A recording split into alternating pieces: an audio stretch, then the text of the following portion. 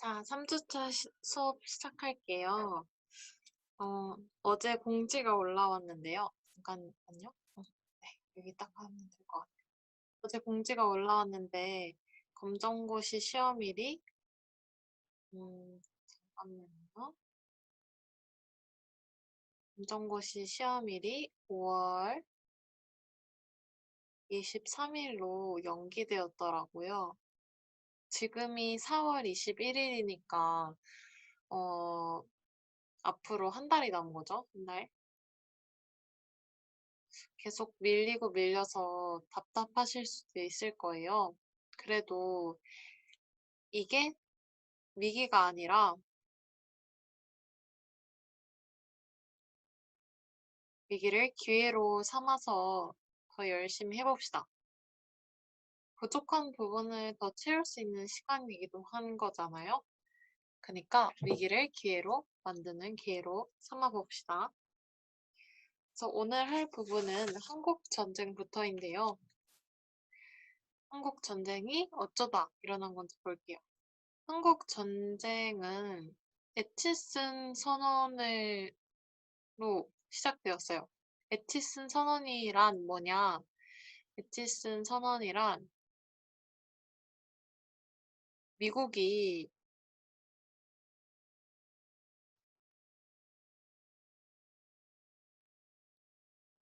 글씨가 좀 그렇죠?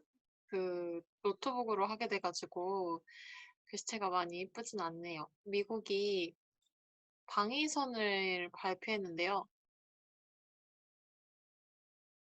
이 방위선이란 방어할 지점을 말하는 거예요. 방위선입니다. 글씨 잘못 보시지 마시고요. 방위선을 발표했는데 여기에 한국이 포함되지 않은 겁니다.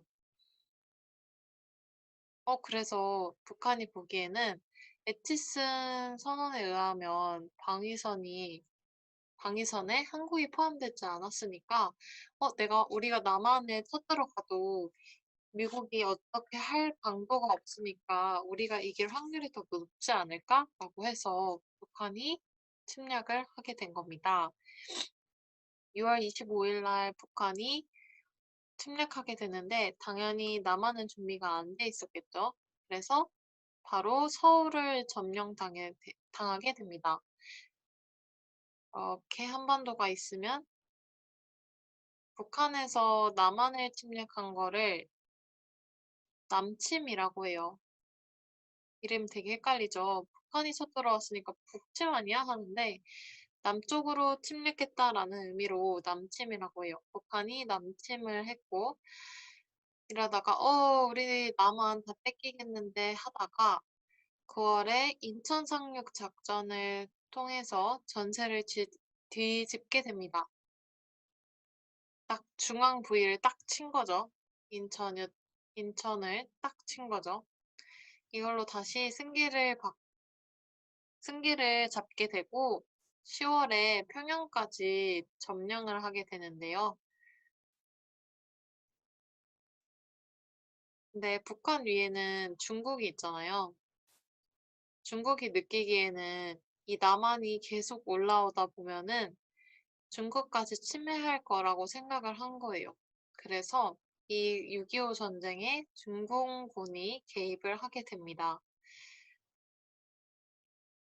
중공군이 개입을 하게 되면서 남한은 1월 4일 날 다시 후퇴를 하게 되고 서울이 재점령 당하게 됩니다. 이 상태에서 소련이 휴전을 제안하게 돼요. 계속 치고받고 싸우면서 서울을 재탈환했지만 아무것도 해결되지 않은 교착 상태에 이르게 됩니다.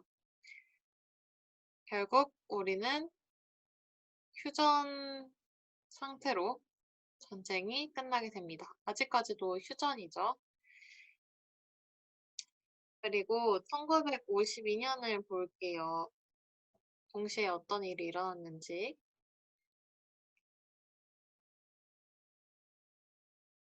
잠깐만요. 노트북으로 처음 해봐가지고 많이 헷갈리네요. 잠시만요. 아이고, 네. 1952년에는 제1차 발췌 개헌을 했는데요. 이때 발췌 개헌이란 무슨 뜻이냐? 헌법 중에서 일부를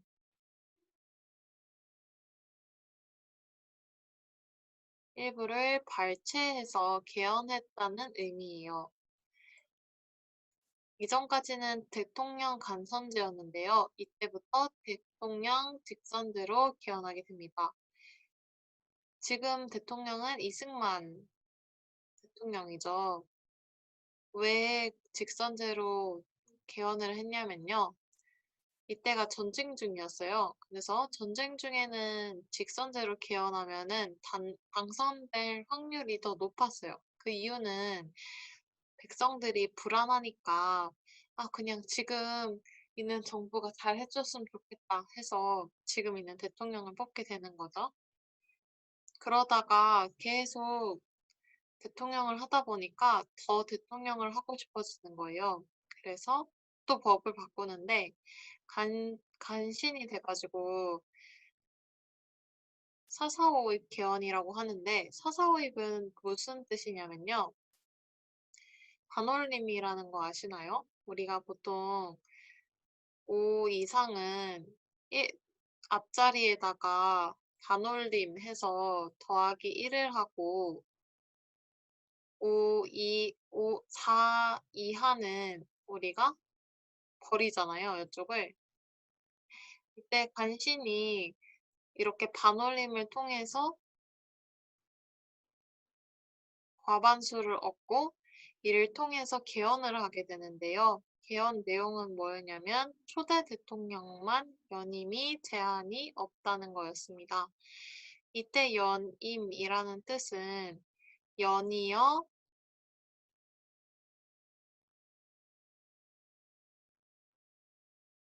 연이어서 대통령을 하는 것을 의미해요.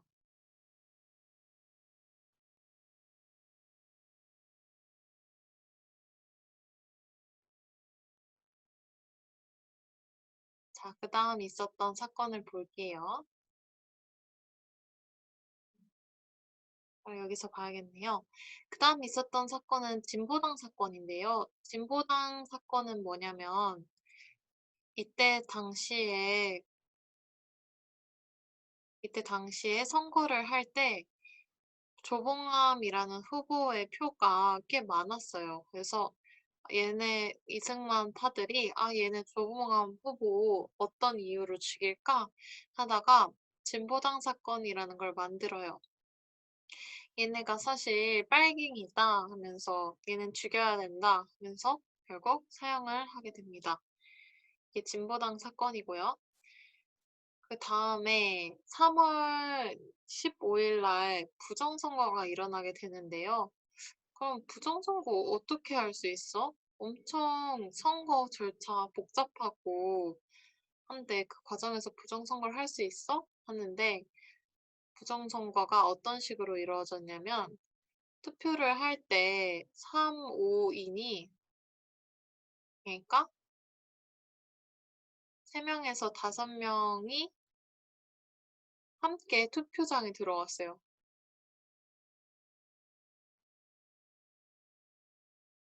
그러면은 내가 있고 그 옆에 예를 들면 3명이 들어간다고 했을 때 내가 있고 그 옆에 있는 사람 2명이 이승만 파인 거예요. 그래서 야, 너 얘네 투표 안 해? 안 해? 하면서 압박을 준 거죠. 그러면 저는 당연히 어쩔 수밖에 없이 이승만 표를 뽑을 수밖에 없겠죠. 아니면 막 돈을 준다든가 하면은 뽑을 수밖에 없겠죠. 그리고 투표 용지함에다가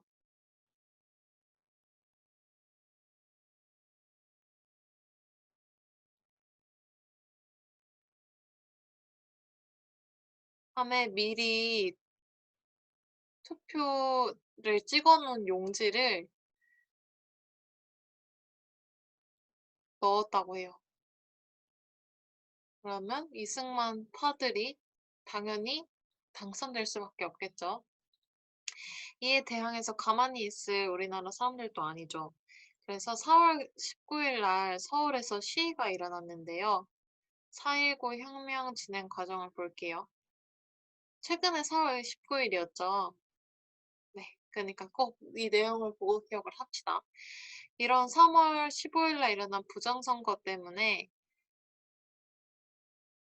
사전투표를 하자 하는 완장 부대들이 나타났어요.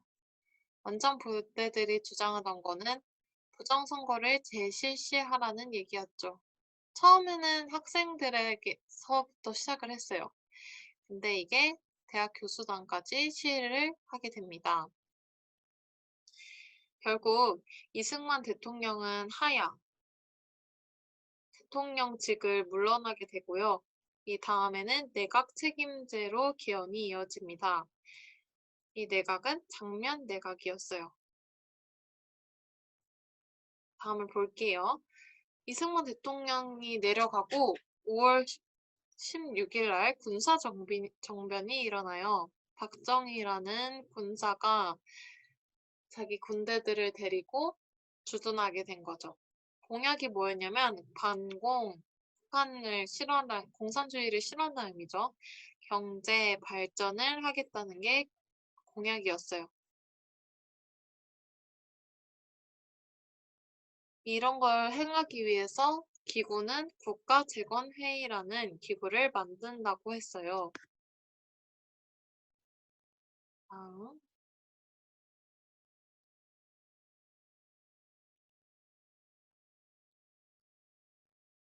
죄송해요. 여기 익숙지가 않아서 조작법이 이렇게 잠깐만요.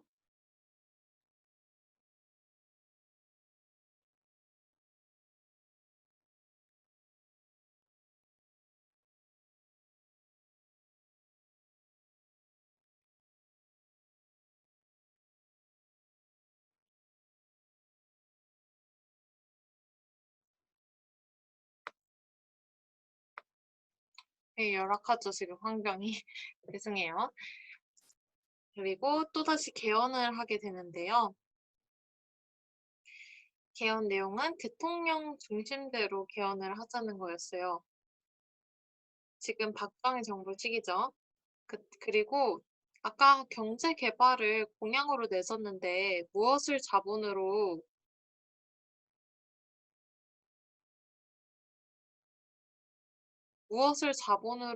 해야 될지가 문제였어요. 왜냐면 우리는 광복한 지 지금 보면 20년밖에 안 됐고 나라의 경제적 자본이 많이 없는 상태였어요. 그래서 일본한테 돈을 받기 위해서 한일협정을 체결하게 되는데요. 한일협정은 김종필이라는 사람과 오이라의 비밀회담이었어요.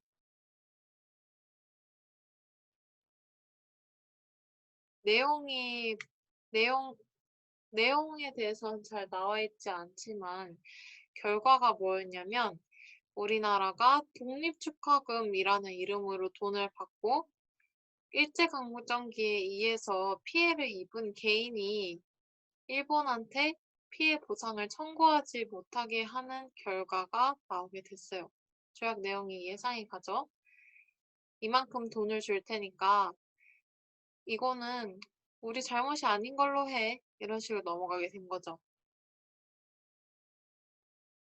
그래도 이 돈으로 경제개발 자본을 충당하게 됩니다. 또 경제 자본을 충당할 수 있는 게 있었는데요.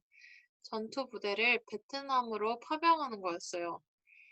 베트남으로 파병하면서 미국과 한국이 보상에 대한 각서를 쓰게 되는데 이 각서 이름이 브라운 각서예요. 한국군 베트남 파병 대가로 뭘 받을 수 있었냐라고 하면 베트남 사업에 우선권을 부여받았고요. 그리고 한국군 장비를 현대화할 수 있게 도와준다고 했어요. 이런 거 플러스 우리나라한테 돈을 준다고 했어요. 그러면 이거 보면 되게 좋은 거 아니냐. 차 우선권도 주고 장비 현대화도 해주고 우리 돈가스 충전해준다는데? 라고 할 수 있는데 베트남의 파병에 가서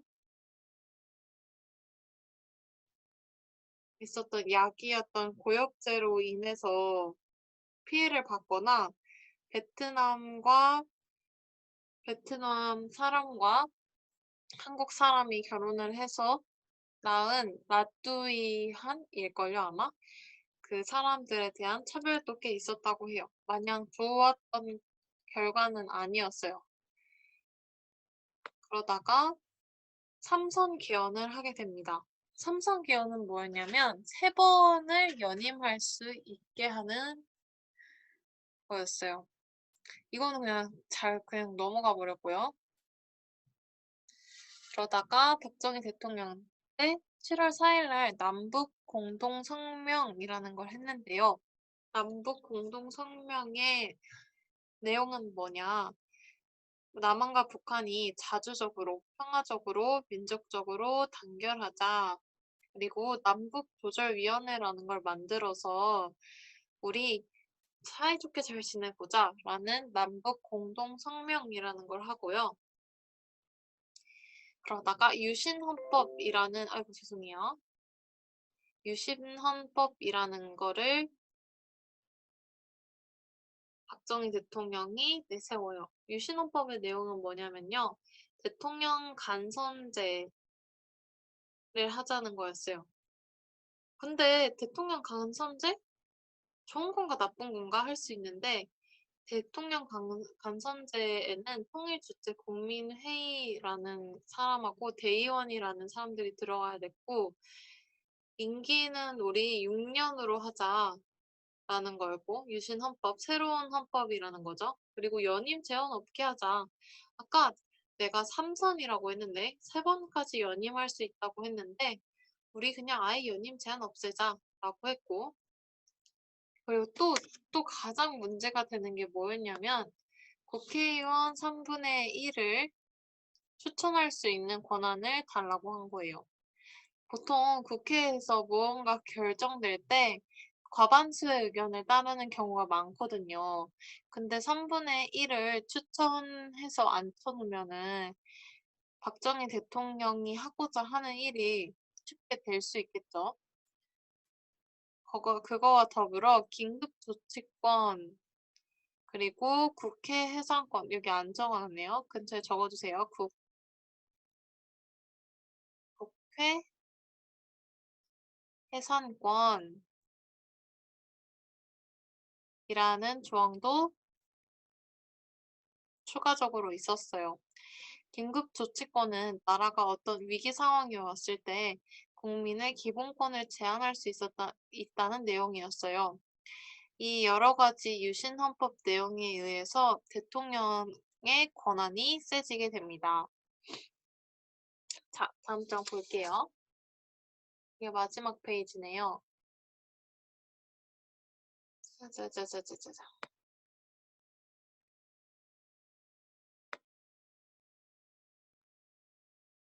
그러던 중 세계에는 어떤 일이 있었냐면 석유 파동이라는 게 일어나게 돼요. 석유 파동이 일어나면서 전 세계의 경제가 흔들흔들하게 되는데요. 이러면서 기업에서 무책임하게 폐업을 하고 사원들을 자르는 경우들이 많았어요. 그래서 이 회사 같은 경우도 무책임하게 폐업을 하고 이에 대항해서 직원들의 시위가 일어나게 됩니다. 이에 따라서 김영삼 의원이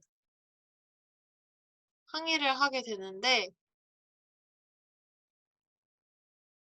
좀 동그라미가 이상하죠? 좀만 지울게요. 이거에 대해서 항의를 하게 되는데 항의를 했다고 국회의원직을 박탈하게 됩니다. 김영삼 의원이 태어난 부산이나 마산에서 이에 대한 시위가 일어나게 돼요. 그러던 중에 10월 26일 날 어떤 일이 일어나게 되는데요. 중앙정보부장이에요. 의가 아니라 중앙정보부장이 박정희 대통령을 암살하게 됩니다. 동시에 최규화라는 사람이 임시 대통령이 되게 돼요. 박정희 대통령이 암살당했으니까 박정희 정권은 끝났겠죠. 그러면 우리나라에도 이제 민주화해서 지금처럼 선거를 할 수 있는 상황이 온 건가? 라고 할 수 있는데 그러진 않았고요. 12월 12일 날 또다시 일이 일어나게 되는데 신군부였던 전두환이 등장하게 됩니다. 신군부는 새로운 군부대라는 의미예요. 새로운 군부대였던 전두환 중심의 등장이 나타나게 됩니다.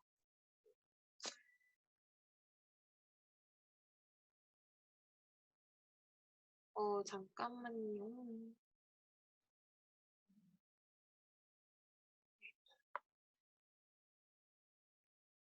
신군부인 전두환이 등장하게 되면서 5월 18일 날 광주에서 민주화 운동이 일어나게 되는데요. 이때 외쳤던 구호는 신군부의 퇴진, 새로운 군부대의 퇴진, 그리고 박정희 대통령 때 있었던 유신 헌법을 철폐하자는 운동이었어요. 과정은 이 새로운 군부대가 강제 진압을 했어요. 혹시 택시 운전사라는 영화를 보셨나요? 그때 나오는 내용이에요. 결과적으로는 사회가 엄청 통제되고요. 이때 있었던 광주에 있던 일들은 민주화 운동이 아니라 무슨 공산당이 일으킨 일이다라는 식으로 신문에 나오게 되고 차후에 밝혀지게 되죠. 그리고 국가보위 비상대책위원회라는 거를 만들어서 더욱 더 사회를 통제하려고 해요. 또 개헌을 또다시 하게 되는데 어떤 식으로 개헌을 했는지 볼게요. 개헌을 하게 됐는데 7년 단임제로 개헌을 하게 돼요. 단임은 연이어서 하는 게 아니라 한 번만 하는 거겠죠. 대통령 선거인단이 투표를 하는 간선제로 바꾸기로 해요. 근데 간선제를 하는 사람들이 전두환 대통령을 선호하는 사람들이었던 거예요. 이런 불공정함을 느끼자 여러 대학생들이 시위를 하게 되는데요. 시위 내용은 당연히 직선제 개헌이겠죠. 간선제가 마음에 안 든 거니까.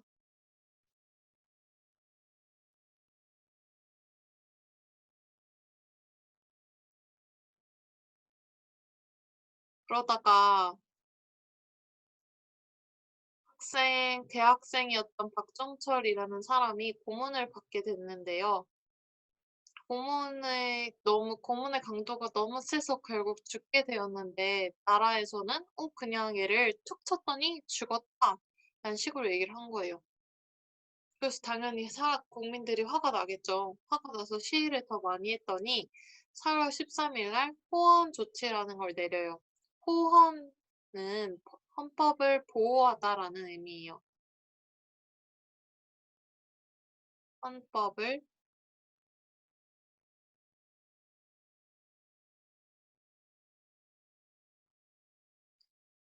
결국 이 현행 헌법을 고수하겠다는 내용을 내요. 당연히 반발이 있을 수밖에 없겠죠. 그래서 6월 달에 계속 항쟁이 일어났는데요. 4월 13일 날 얘기했던 호원 조치를 철회해달라는 게 목적이었고요. 처음에 시위가 일어났던 이유였던 대통령 직선제를 요구했어요. 이러던 중에 또 이한열 열사가 사망하게 됩니다. 6월 29일 날, 호원 조치라고 적는 게 좀 틀린 것 같아요. 6월 29일 날, 이거는, 조금 찾아봐야 될 것 같아요. 저거 잘못 적은 것 같거든요. 잠깐만 찾고 올게요. 네, 찾고 왔는데요. 6월 29일 선언이네요. 제가 잘못 써놓은 것 같아요. 6월 29일 날 선언을 하게 되는데 국민들이 원했던 대통령 직선제에다가 5년 반임제 한 번만 대통령을 할 수 있는 거를 내고 그리고 노태우 대통령이 당선되게 됩니다. 2000년도랑 가까워지고 있죠, 지금. 여기서부터는 거의 다 아시는 거일 거예요. 1990년대에도 남북한이 통일을 위한 움직임이 아주 살짝 보였는데요. 남북한이 유엔에 동시 가입하기도 하고 남북 기본 합의서를 작성하기도 해요. 이게 남북 기본 합의서의 내용이에요. 내용은 잘 안 나오고요. 이런 거를 했다라는 게 잘 나와요. 그리고 1992년도부터 96년도까지 김영삼 대통령이 대통령을 하는데 이건 좀 잘 나와요. 김영삼 대통령이 한 일, 금융실명제를 하고 OECD, WTO를 가입하게 되고 이때 있었던 일은 외환위기를 초래하게 되는 거죠. IMF를 겪었어요, 우리나라가. 아까 보셨죠? 2000년대에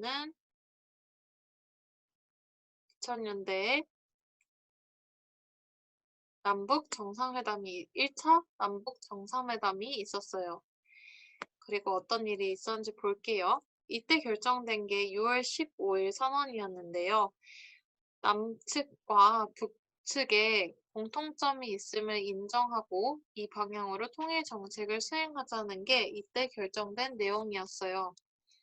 그래서 이때 하자고 했던 게 개성공단 해서 우리 남한이 북한을 도와주자고 한 것과 금강산 육로 관광, 금강산에 와서 관광을 할 수 있게 해주겠다라는 거를 해요. 근데 지금은 이루어지지 않았지만 시험에는 이때 시대 때 이런 게 있었다는 게 나오니까 기억을 해주시면 될 것 같아요.